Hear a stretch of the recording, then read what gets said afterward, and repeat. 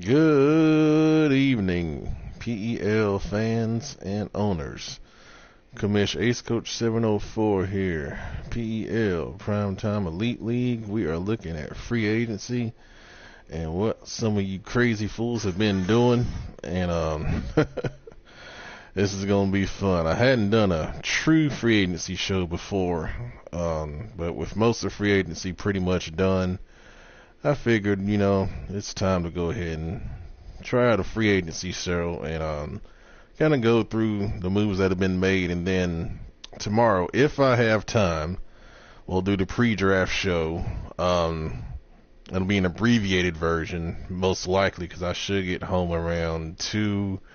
And we'll do a pre-draft show, trying to kind of go through and see what teams are looking for.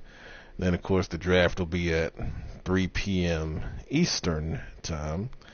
I didn't want to take away a Saturday night from people, especially with Super Bowl tomorrow. Saturday's going to be big with the family, the wife, kids, all that stuff. And I'm sharing the show out now, so if you guys come on and watch, that'd be great. If you don't, didn't really give a lot of notice, so you can watch it on the replay. But what this will be, we'll go through team by team, see what guys have done in free agency, and what I think they should be doing in my own personal opinion.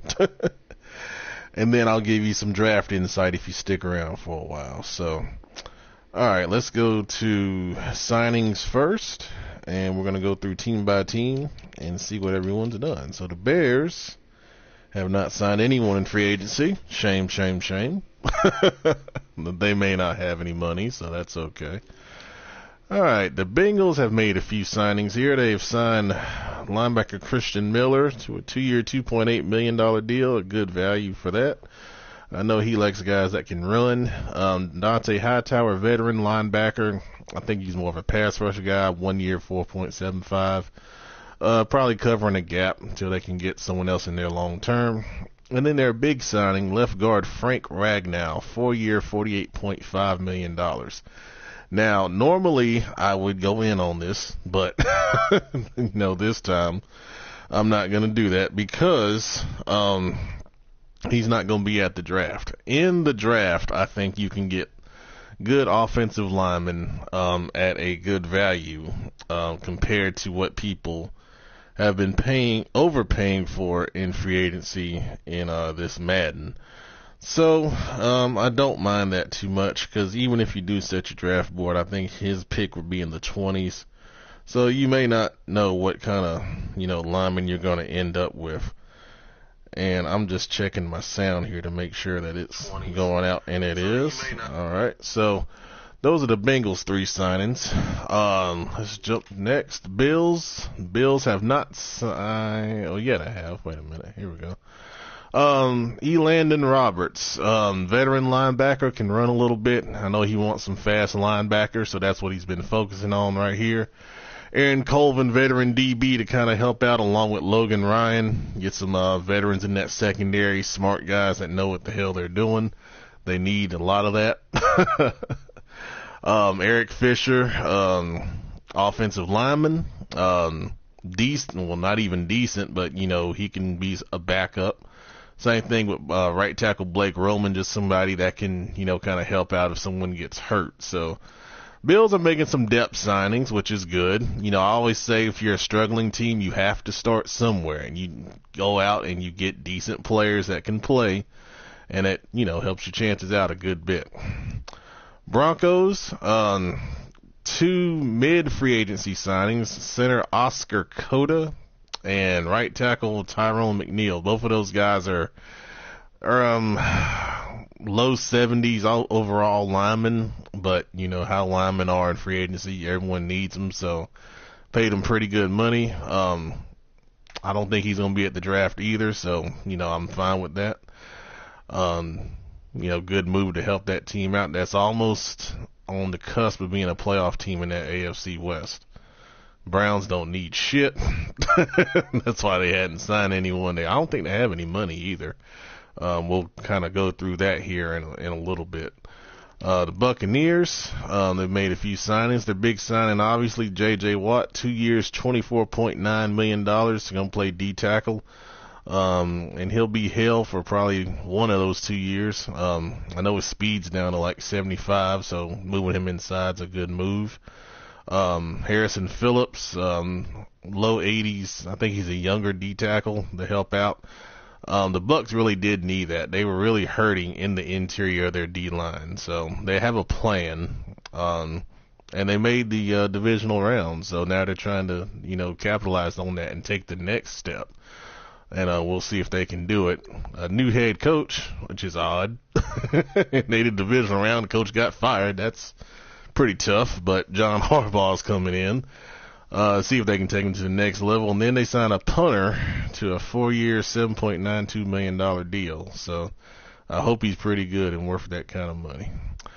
Because he'll be using them a lot against me. Cardinals made one signing. David Irving is a pretty good defensive end. Looked at him. If I needed one, I would have signed him. But that's a good move by Cody. 3 years, $24 million. Not terrible. I think he's like 26, so he's in the prime of his career. I think that's a good move. Chargers made a few signings here. Adrian Phillips, veteran free safety, 2 years, $3.5 million. Tyrone Holmes, another veteran D lineman. This was the big one. Kamoko Toure, 3 years, $47 million. I saw a bidding war on him, and I was like, who in the hell is Kamoko Toure? So I looked at him, and he's a fast, speed rushing outside backer, and he's got really, really high finesse move. I think it's like 94 or something like that. And he has some pass rush moves with him, so he was in high demand, and rightfully so. So I don't mind that. And then same thing with offensive lineman Jamon Brown, 3 years, $12.4 million. I think he's in mid 70s.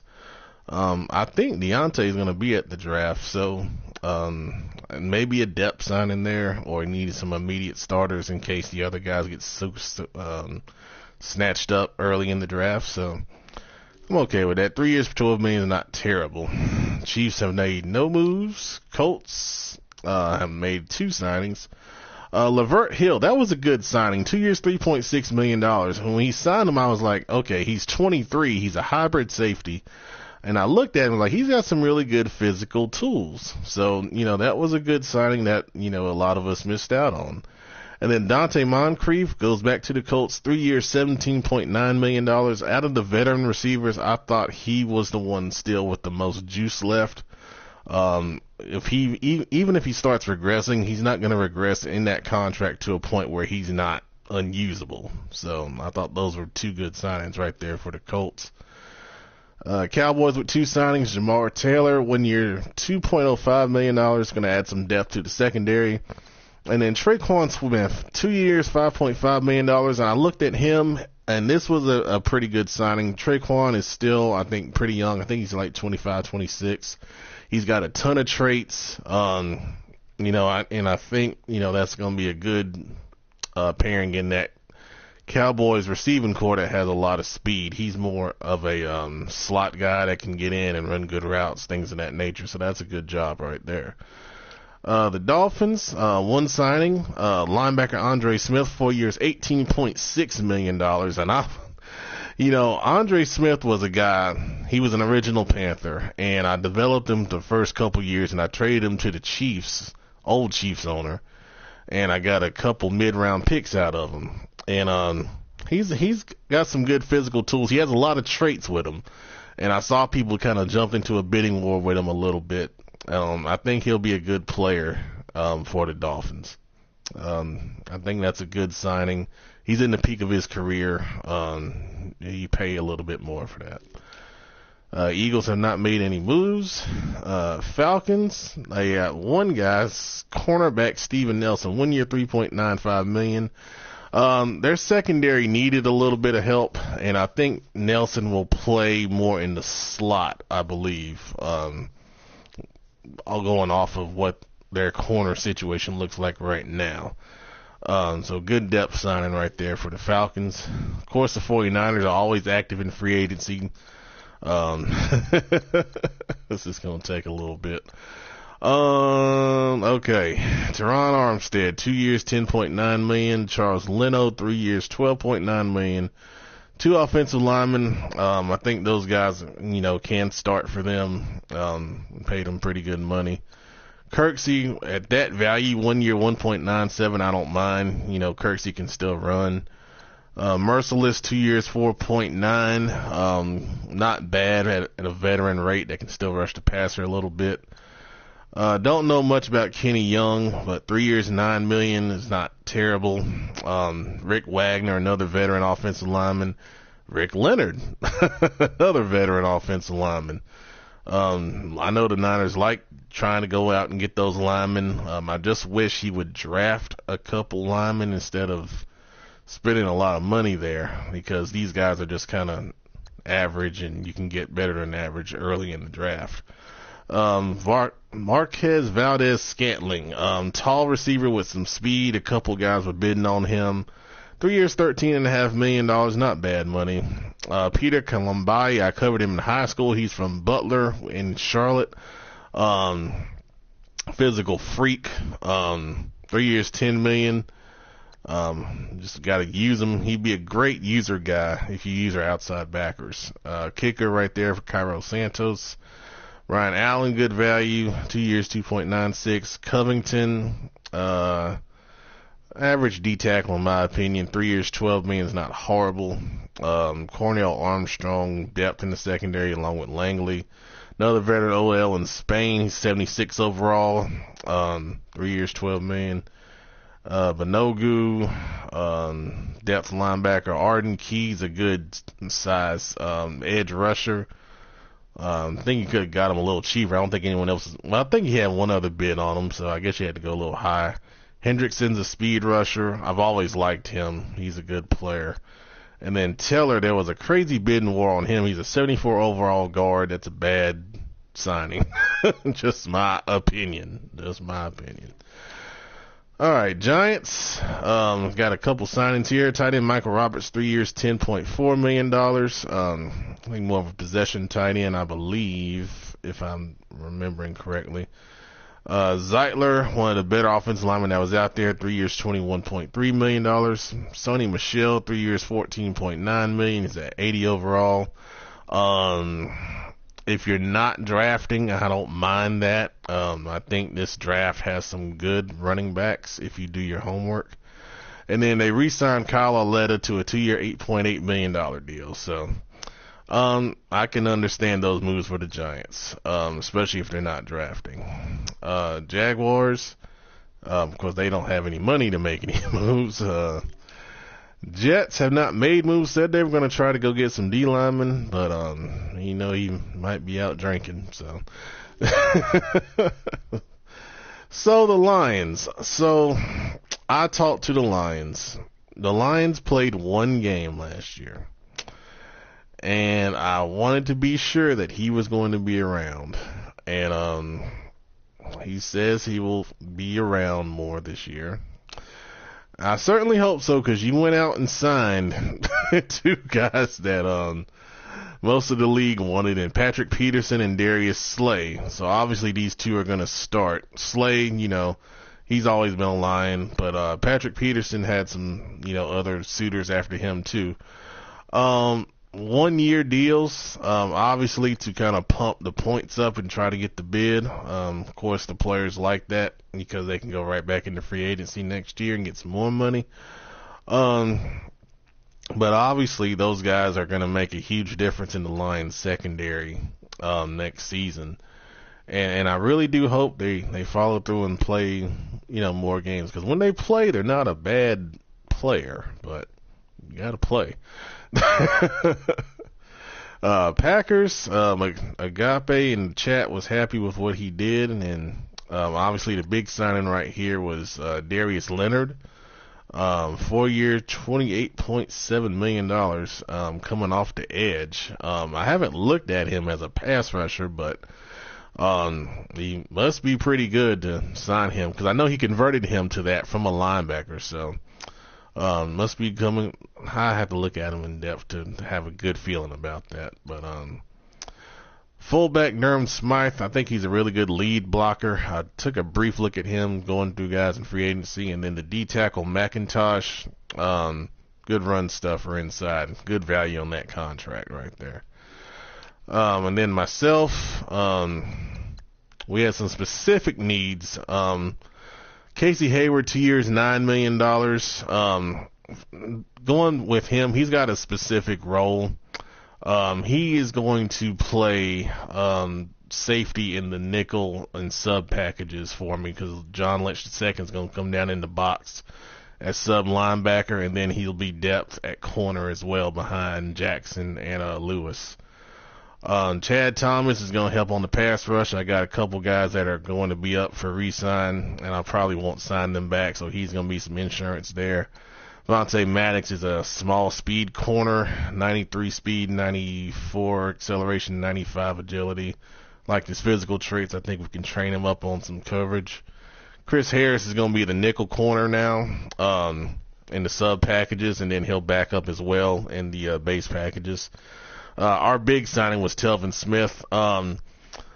Thought process behind that was I want to try to use their different guys, and I needed a guy smarter than Dupree to cover on his own, and Smith has a lot of traits. He's got good zone coverage, good speed, and acceleration still at 31. And at 2 years, I don't mind doing that. I think by that time we'll have some other guys ready to take over that role. And then Cordero Patterson, 2 years, $3 million, kick returner. He's got 89 speed, 91 acceleration.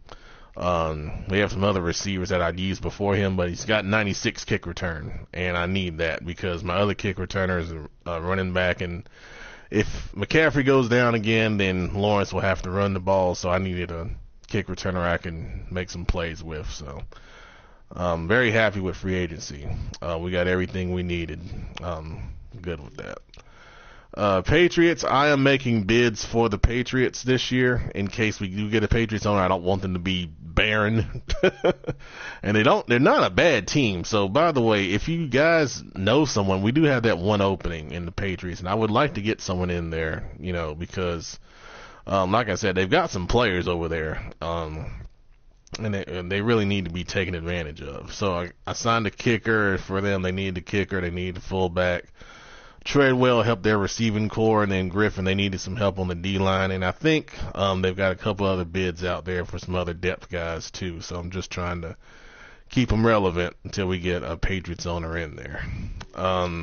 Raiders made a couple signings. David Amerson, veteran corner to help out the secondary. I think he's like 82 overall. Don't mind that contract. Gio is one of my favorite running backs. I cut him because I didn't really need him. I think he was too good to be my third back behind McCaffrey and Lawrence. So I'm glad he found a home in wherever the hell they are, Oakland, Las Vegas, I don't know. BJ Hill, 3 years, 12.8. I thought he could have got him cheaper for that. He didn't have any other bids on him. I think he's a good player, but I think they overpaid a little bit when they didn't have to. And then they got a punter in Brian Anger, who's one of the better punters in the game. So, good job overall with those signings. The Rams, they don't need no damn help, but their focus is not free agency. Ravens signed punter Michael Dixon, and then Andrew Luck. I'm going to change his name because that's not the real Andrew Luck, obviously, so I'm going to change his name. There's a story behind it. Y'all, if you've been here, you know why that's the way it is, but it'll be changed. But that was a good signing because Lamar Jackson is a running quarterback. He goes down, and this guy, is pretty good. So it's good insurance right there. Redskins, they signed the coveted center Mike McGlinchey, 4 years, $32.2 million. It's a lot of money, but I will say this. If you're going to overpay for someone, it better be your center because your center really counts twice because his ratings are important, but then his awareness rating helps set the rest of the line when they're picking up blitzes. And some of you may know that, some of you may not. But you get a center with higher awareness, they could suck in a lot of other places, but if they got high awareness, that's going to help your whole offensive line out. So I don't mind that one for the center. Zach Fulton, 4 years, $22 million. It's just going rate for offensive linemen if you really need one. and you don't want to draft him, then, that's the way you want to go right there. So at least Fulton was, I think, a low 80s overall. So, I can live with that one a little bit. Saints are still mad over the loss in real life. Come on back to Madden, man. Come on. The Seahawks haven't made any moves. I don't think they have any money. We know some of those contracts up there paying all that talent, took a lot of their cap room. Steelers are alive. I talked to him about being around, and he said he still wants to play. So they went out and signed Teddy Bridgewater to a 1-year deal. I know he said he wasn't happy with his quarterback, and I guess he wanted to get some competition for him, but there you go. So we'll see if he makes some more moves going forward. Texans have not made any moves. Another good team and a good spot. Titans have made a lot of moves on that roster. And I think, a lot of these were pretty good. James Devlin, one of the better blocking fullbacks. Did sign Russell Wilson to a huge deal, but they needed a quarterback. 1 year, $27.7 million. They got him. Dorian Johnson's an old lineman of mine. He was my backup swing guy, played guard tackle. 3 years, 16.8. I'm sure he'll start over there. So good for him. Breland Speaks, speed rusher off the edge. 4 years, $24.7 million. Big money for him, but he's a good player. Royce Freeman, 2 years, 7.1. Not bad. Gallup's a good receiver. 3 years, 22.7. Mingo's speed guy, of course, off the edge. Good value on that. Good value on Judon, who does a lot of different things on the linebacker position. Justin Coleman is going to help depth in the secondary. It's a good signing right there.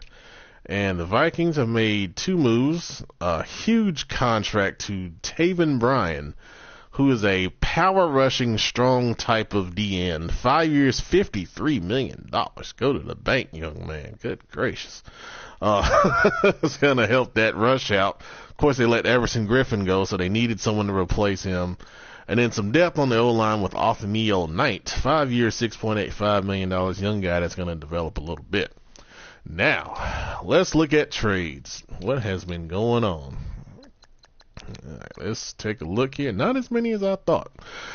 All right, Falcons trade 2023 round 1 to the Bengals. Bengals traded 2022 round 1 to the Falcons. Of course, the Bengals won't make the draft, so they took a first rounder next year. And the Bengals gave up their first rounder this year to the Falcons. And then the big deal so far, the Falcons trading the 15th and 19th picks in the first round to the Giants for the 5th pick overall. And the Falcons are going up to get someone because they said they don't think that guy that they're targeting will make it to 15. So I have a couple ideas of who the Falcons may be going up to get. But of course I won't say those out loud. But obviously you're going up to the top 5. You're looking at someone that you think can make a big impact, on your team. They talked about, drafting offensive linemen. I think there are some very good offensive linemen in this draft. And then there's other positions of impact that they could go that they, feel like that, they really need some help on. So we'll see what they do if they, decide to keep that pick. Panthers trade Kevon Seymour to the Titans. Titans trade 3rd round pick to the Panthers. After we signed Hayward and Harris, Seymour would have been the 5th corner and probably the 4th corner out of the slot. So I didn't really need him that much, and the Titans I knew needed help. So, 3rd round pick I thought was good. Seymour still runs 93 speed, 92 accelerations, got good agility. 82 overall, so that was cool. And then Panthers trade Zaire Franklin to the Bengals, and the Bengals trade a 3rd round pick. Franklin's 85 speed, 92 acceleration outside linebacker. He could shed blocks and hit well. Of course, the Bengals won't make the draft. They needed a linebacker, so thought that was a good deal for both sides right there as well. All right. So now let's take a look at draft picks. Where is everyone picking tomorrow? And how many picks does everyone have? All right, so we'll start with me. I've got 6 and 29 in the first round. 6 came from the Chris Conley trade I made with the Cowboys. Thank you for that. Patriots have the second overall pick. Obviously, it's going to be a CPU pick. Raiders 13th in the first round. Rams 31st. Ravens 30th. Redskins 28. Saints number 8. Seahawks number 7. Steelers number 3. Texans 27th. Titans 17th. Vikings gave up their first rounder. We'll see where it is. Bears number 11.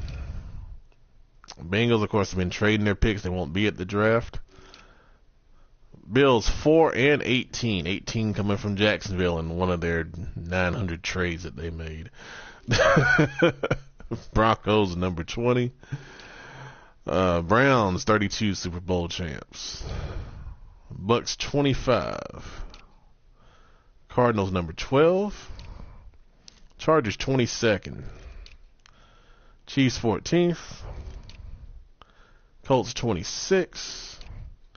Cowboys no first rounder. It's in the Panthers' hands. Dolphins number 24. Eagles number 9. Falcons number 5. Talked about that trade. 49ers do not have a first. Where is it? Don't know. Alright, there's the Giants picks, 15 and 19. Trade with the Falcons. Jaguars have 49ers first and Minnesota's first. So that's where those 2 picks are. Don't know what deal it came from because there's been too damn many. Jets 16th. The Lions have the number 1 pick. Where will they go? Don't know. We'll find out. Packers, and they are last right here, number 23 overall in the first round. All right. We hadn't talked about it, but it was a hell of a Super Bowl if you didn't see it. Let's break it down real quick, if I can get to it. Maybe. There it is. Okay.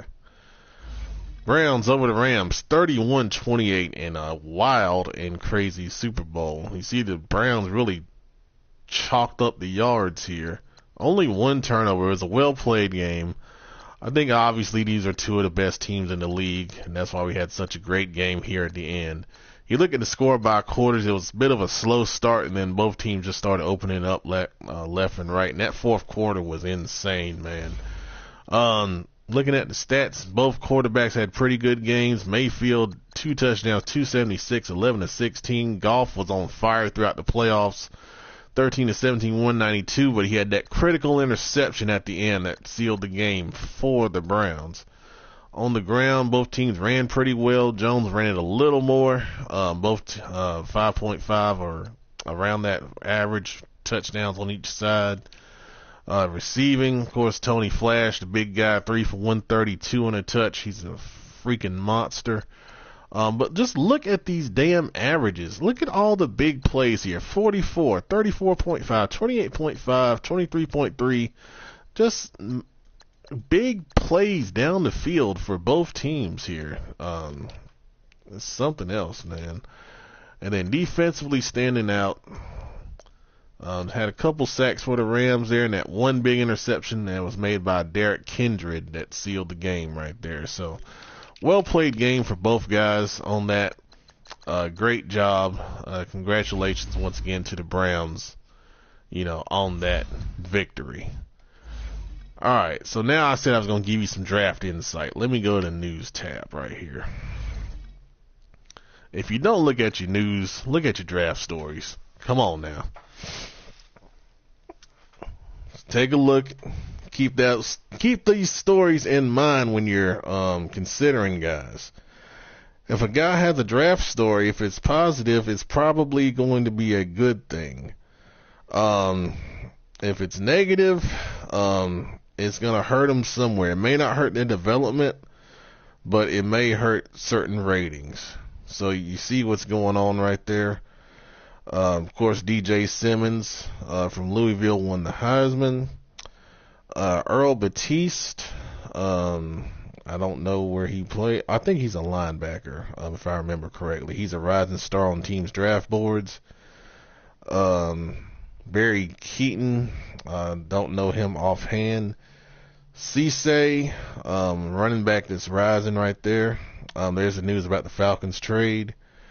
Kendra McCarron's offseason weight gain. You may want to stay away from him. And Craig Jeffries as a running back. I guess he's doing okay. So that can go either way as far as the draft story goes. My honest opinion, and I'm going to go to the regular news tab here. Quarterbacks are pretty good in this draft class, and I don't see one guy watching, so maybe you'll take notes. Or if you watch it on the replay. Quarterbacks are pretty good in this draft class. Running backs, I think, are pretty good. Not a strong receiver class, at least for what I do. Maybe it is for you. I didn't scout all of them. Tight ends, of course, unless I've been making the tight ends in those first two classes, I think the tight end classes have not been good in any draft this year in Madden. I don't know why that is, but yeah, tight end class isn't good. I think offensive line's pretty balanced. And the O-line drafts have always been pretty balanced. I think you'll find a number of good ones. As long as you do your homework, you'll find good linemen in the mid rounds, and you take them when you need to. I think it's a strong D-line class. I think there are several D linemen in here that can help teams out. I think it's a good linebacker class. I think there are several linebackers that can play right away. Not a very good corner class. This is probably the worst corner class I've seen as far as top end talent goes. You usually get a couple, but there's not a lot there. Safeties, not much there either. So if you look at this draft class, you see why I created the first two to kind of kick it off, and then I was going to see where we were. And I stopped, creating because I thought we were getting a little overpowered with the players that we're doing. But I will tell you, next year I probably will create a few players because, especially in the corner section, we'll probably have a couple created corners next year because I'm not happy with the last two classes in the secondary. I think we're getting a little imbalanced with corners versus receivers. In my honest opinion, especially after last year, those receivers that came out, my God. We need to balance that out a little bit. But yeah, so that's a little bit of draft insight to help you out. So tomorrow, like I said, we'll try to do the pre-draft show around 2. We'll kind of go through the teams like we usually do, but it'll be expedited. If someone can join me, that's fine. If you can't, that's okay too, because we won't have much time to go through everybody and talk about what they need. And then we'll jump right into the draft at 3. And then, of course, we'll do the draft. And then after that, I'll do my draft grade show. And then, we'll advance to preseason, same as always. Only one free agency signing per team besides kickers and punters. And then we'll be there because Super Bowl Sunday is a league holiday. There won't be any activity. I will advance after the Super Bowl if you guys want to go to the next week of preseason. But then preseason advances, of course, are on the schedule. We'll follow the schedule, and then late Monday night, early Tuesday morning, at midnight, we'll advance to Season 5, and then we'll keep on trucking. So once again, if you do know someone for the Patriots, please let me know. Of course, the recruit bonus will be in effect. It's +2 boost, and I'll put this in the chat too. It's a +2 boost for 3 players that you're choosing. If you bring someone in and they stay, not if you just bring them in, they have to stay for the season. All right, guys, that's the PEL Season 4 free agency show. I hope you enjoyed it. Thanks for watching, and good luck in the last phase of free agency. And we'll see you tomorrow. Thanks for watching.